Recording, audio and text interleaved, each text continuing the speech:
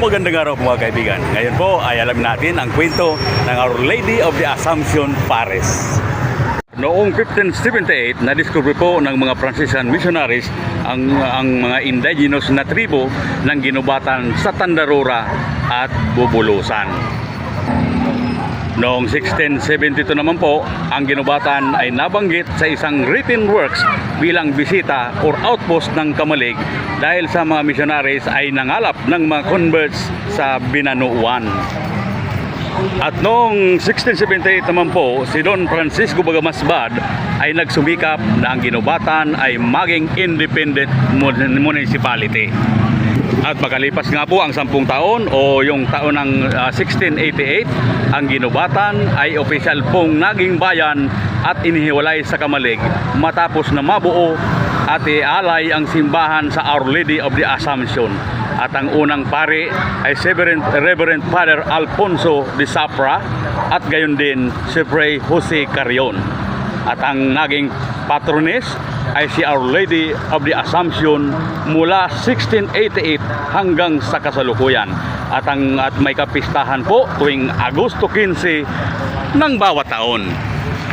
Ang simbahan po ay sinubok ng maraming beses ng panahon at ng digmaan. Dahil noong 1742, ang malakas na bagyong Ugis at mayon eruption ay nasira ang simbahan at ang parochial house. At noong 1790 naman po, ang simbahan naman ay nasunog kasama na ang poblasyon area po ng bayan. Opo. At yung pinakamapinsala po sa lahat ay yung noong 1814 naman, ang simbahan ay nasira ng mga bato at nagbabagang laba dahil sa mayon eruption. At ang pansamantalang simbahan ay itinayo sa Mauraro. At dahil sa nasira po pati ang poblasyon area ay nalipat din sa Panganiran at Mauraro ang mga tao. At ang Panganiran nga po ay sa ngayon sakop na po ng bayan ng Piudoran.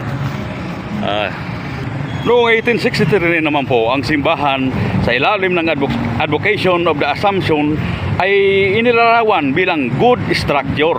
At sa pamamagitan po ni Monsignor Julian Ope ay nagrally ang mga tao pabalik sa ginubatan. At sa pamamagitan ng sariling pera at mga donasyon, ang simbahan ay muling naitayo at natapos noong December 8, 1906. Opo. At sa ngayon po, ito ay nasa kahabaan ng Rizal Street, poblasyon Ginubatan Albay, at sakop ng Diocese of Legazpi Vicariate of St. Stephen the Protomartyr. At ang kasalukuyang parish priest po ay si Reverend Father Rolando T. Panisa Jr. At ang simbahan ay nakasurvive po dahil sa hindi mabilang na mayon eruption, lindol, mga bagyo, opo, at mga revolusyonaryo ng Philippine-American at ng World War II.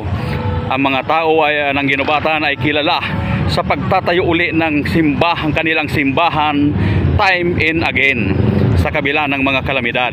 Kahit ito ay tinawag na a deep and solid foundation of Ginubatinos religion. Opo.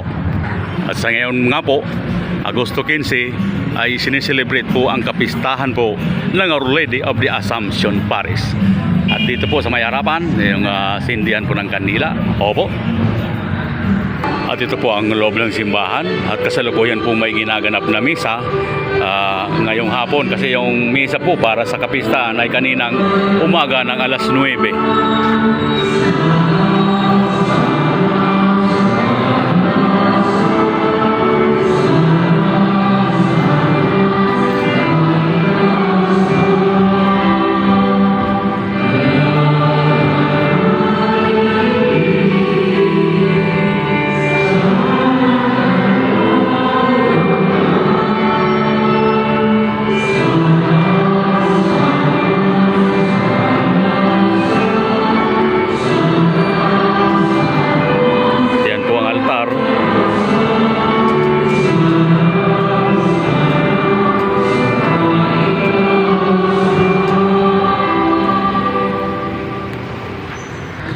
Dito po sa bandang likod ay matatagpuan po ang kanilang kastilyo.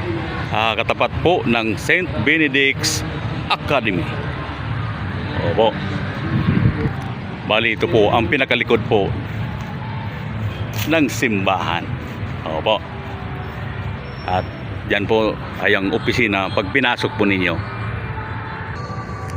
Okay po mga kaibigan, maraming salamat at magandang araw po sa lahat.